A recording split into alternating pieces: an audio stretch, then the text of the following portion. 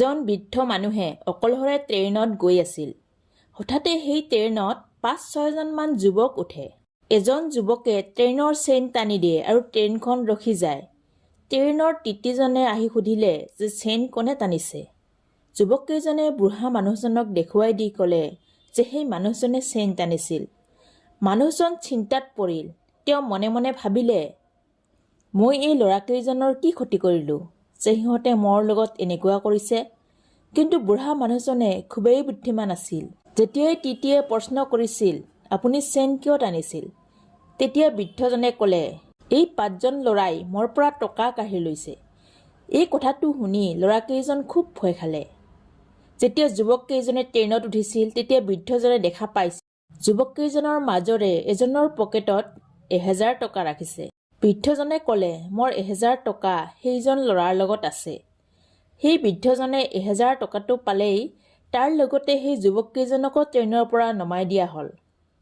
যিমানেই কঠিন পৰিস্থিতি নাহক কিয়, কোনোবাই আপোনাৰ লগত যিমানেই বেয়া নকৰক কিয়, আপুনি যদি মূৰ ঠাণ্ডা কৰি বুদ্ধিৰ ব্যৱহাৰ কৰে, তেনেহ'লে নিশ্চয় বিপদৰ পৰা হাত সাৰিব পাৰিব। মানুহে প্ৰতিষ্ঠিত হোৱাৰ পাছতেই তাৰ আচল ৰূপ প্ৰকাশ কৰে। পৰিস্থিতি আৰু সময় যিমানেই জটিল হ'ব, সিমানেই তুমি মানুহ চিনিবলৈ শিকিবা। সমাজে মানুহক তৈয়াৰ নকৰে, মানুহেই সমাজক সৃষ্টি কৰে। তথাপিও মানুহে সমাজক ভয় কৰে। সমস্যা এইটোৱে যে বৰ্তমান মানুহে ভাল মানুহবোৰক মৰ্যাদা নিদিয়ে, ব্যৱহাৰ কৰাৰহে চেষ্টা কৰে। নিজকে ভালে ৰখাৰ দায়িত্ব নিজেই ল'ব লাগিব। কাৰণ ভালে নাথাকিলেও কোনেও তোমাক ভালে ৰখাৰ দায়িত্ব ল'বলৈ নাহে।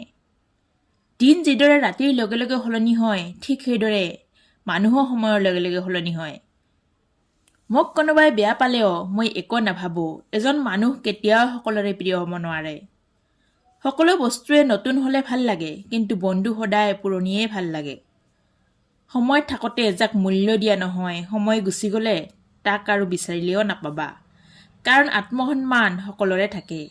যিজনে নিজে ভালে থকাৰ বাবে প্ৰেম কৰে, সি হেৰাই যায়। আৰু যিজনে ভালদৰে ৰখাৰ বাবে ভাল পায়, তেওঁ হাজাৰ কষ্ট স্বীকাৰ কৰিও কাষত থাকে। কেতিয়াবা এনেকুৱা হয় যে আপুনি যি বিচাৰিছে তাক পোৱা নাই, কিন্তু ইয়াৰ ফলত দেখিব যে আপোনাৰ ভালহে হৈছে। বিচৰাটো নোপোৱাৰ ফলত তাতকৈ কিবা এটা ভাল বস্তু পাইছে।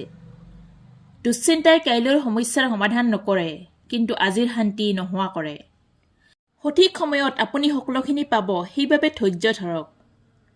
সুখ এয়া নহয় যে আপুনি যি বিচাৰিছে তাক পাইছে, আপুনি যি পাইছে তাক উপভোগ কৰিছে, এয়াই সুখ। জীৱনে আমাক এনেকুৱা সুযোগ নিদিয়ে যে আমি অতীতলৈ ঘূৰি যাম আৰু সকলো ভুলৰ শুধৰণি কৰিম। কিন্তু আমি অনাগত প্ৰতিটো দিন ভালদৰে জীয়াই থাকিব পাৰোঁ। এই সুযোগটো আমাৰ আছে। প্ৰতিটো দিনেই আমাৰ পুনৰ জন্মৰ দৰে। সেইবাবে কালিৰ সকলো বেয়া সময় পাহৰি যোৱা আৰু আজিৰ দিনটোক জীৱনৰ আটাইতকৈ ভাল দিন বনোৱা। বেছি চিন্তা কৰিবলৈ এৰি দিয়া। সকলো পৰিস্থিতিতে শান্ত থাকিবৰ বাবে মনটোক প্ৰশিক্ষণ দিয়ক। নিজৰ মনৰ চিন্তা ভাৱনাবোৰেই হ'ল একমাত্ৰ বস্তু যিবোৰে আমাক অসুখী কৰি তোলে। সেইবাবে চিন্তাবোৰ সলনি কৰা। এটা শৃংখলাবদ্ধ মনে সুখ আনে। আমাৰ কণ্ট্ৰল কৰিব নোৱাৰা চিন্তাবোৰেই হ'ল আমাৰ বেয়া শত্ৰু। লাহে লাহে কৰা, শান্ত হোৱা, দুশ্চিন্তা নকৰিবা, খৰধৰ নকৰিবা। আৰু এই প্ৰচেছটোত বিশ্বাস কৰা। যেতিয়া আপুনি আনৰ ভাল হোৱাটো বিচাৰিব, আপোনাৰো ভাল হ'ব। এইটোৱেই প্ৰকৃতিৰ নিয়ম। যদি বিপৰীত পৰিৱেশতো নিজকে পজিটিভ ৰাখিব পাৰা, তেনেহ'লে তোমাৰ জয় নিশ্চিত। ধৰি ৰাখি লাভ নাই, এৰি দিবলৈ শিকা। মুক্ত কৰাৰ পিছতো যদি ঘূৰি আহে, তেতিয়াহ'লে যত্ন কৰি ৰাখা। জীৱনত কাকো অত্যাধিক সুযোগ নিদিব, নহ'লে দেখিব যে এই সুযোগে আপোনাৰ জীৱনলৈ দুৰ্যোগ লৈ আহিব। প্ৰতিটো কাহিনীৰে আৰম্ভণি সুন্দৰ হয়, কিন্তু বেছিভাগ গল্পৰে শেষটো সুন্দৰ নহয়। সেইবাবেই হয়তো কোৱা হয়, শেষ ভাল যাৰ, সকলো ভাল তাৰ। সংসাৰত দেউতাৰ গুৰুত্ব বুজিব বিচাৰিছে যদি বুঢ়া আঙুলিৰ সহায় নলোৱাকৈ ৰুটি ছিঙিবলৈ চেষ্টা কৰা, উত্তৰটো পাই যাবা। আত্মসন্মান শৰীৰ নহয়, তথাপি আঘাত লাগে। মানুহ বতৰ নহয়, তথাপিও সলনি হয়। হাঁহি থাকা, দুনিয়াও তোমাৰ লগত থাকিব। অশ্ৰুক্ত চকুৱেও ঠাই নিদিয়ে।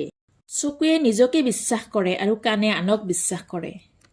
মনটোক প্ৰশ্ন কৰিছিলোঁ, সকলো আপোন মানুহ কিয় আঁতৰি যায়? মনে উত্তৰ দিছিল, আপোনসকলে কেতিয়াও এৰি নাযায়। যিজনে এৰি গৈছে তেওঁ কেতিয়াও আপোন নাছিল।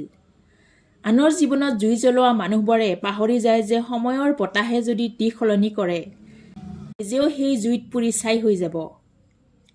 হেৰুওৱাৰ পিছতহে হেৰাই যোৱা বস্তুটোৰ প্ৰতি আদৰ বাঢ়ি যায়। চিনাকি মানুহবোৰে সময়ৰ হাতত অচিনাকি হৈ যায়। সুখী হোৱাৰ পথ এটাই, যিবিলাক বস্তু নিয়ন্ত্ৰণৰ বাহিৰত তাক লৈ অযথা চিন্তা এৰি দিয়া। আচলতে কোনেও কাকো পাহৰি নাযায়, মাত্ৰ প্ৰয়োজন শেষ হ'লে যোগাযোগ বন্ধ কৰি দিয়ে।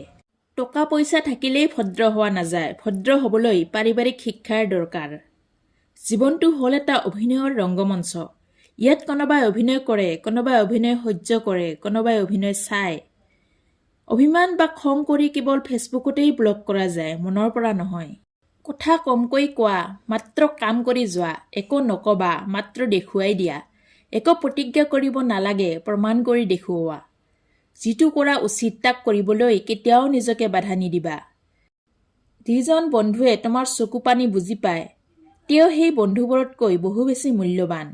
যিসকলে অকল তোমাৰ হাঁহিটোহে গম পায়। তোমাৰ সপোনবোৰৰ সুন্দৰতাৰ প্ৰতি বিশ্বাস ৰাখা, কাৰণ এইবোৰেই এদিন বাস্তৱ হ'ব পাৰে। যিবোৰ বস্তুৱে তোমাক দুখ দিয়ে, সেইবোৰক যাবলৈ দিয়া। সেইবোৰ তোমাৰ নহয়, কাৰণ সকলো মানুহৰে সুখী হোৱাৰ অধিকাৰ আছে।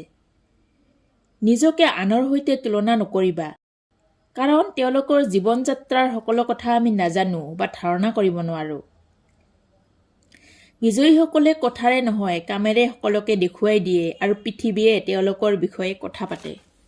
যিসকলে তোমাক হিংসা কৰে, তেওঁলোকে তোমাৰ বিফলতাক সকলোতে প্ৰচাৰ কৰিব আৰু তোমাৰ সফলতাক গোপনে ৰাখিব। কিছুমান মানুহৰ কথা আৰু কামৰ মাজত একো মিল নাথাকে। যিসকলে তোমাৰ জয়ত হাততালি নবজায়, তেওঁলোকৰ প্ৰতি চকু ৰাখিবা। হিংসুকসকলে তোমাৰ সন্মুখত শুভেচ্ছা জনাব, কিন্তু মনে মনে ভগৱানৰ ওচৰত তোমাৰ বিফলতাৰ বাবে প্ৰাৰ্থনা কৰিব। কিছুমান মানুহ মেঘৰ দৰে, তেওঁলোক গুচি যোৱাৰ লগে লগে একোটা ধুনীয়া উজ্জ্বল দিন পোৱা যায়। কেতিয়াবা কিছুমান মানুহ আচলতে সলনি নহয়, তেওঁলোকৰ মুখাখনহে সুলকি পৰে। জীৱনত যদি সঁচাকৈয়ে ভালে থাকিব বিচৰা, তেনেহ'লে সেইজনক পাহৰি যোৱা, যিজনে তোমাক পাহৰি গৈছে। কিছুমান মানুহক বহুত বেছি মনত পৰিলেও দূৰত থাকিব লগা হয়, কাৰণ আত্মসন্মান সেই মানুহগৰাকীতকৈ বহু বেছি গুৰুত্বপূৰ্ণ। সকলোৱে কয় যিজনে ভাল পায় ঘূৰি আহিব, কিন্তু যিজনে সঁচাকৈয়ে ভাল পায় তেওঁ কেতিয়াও আঁতৰি নাযায়। কাৰো ওপৰতে নিৰ্ভৰশীল হৈ নাথাকিবা।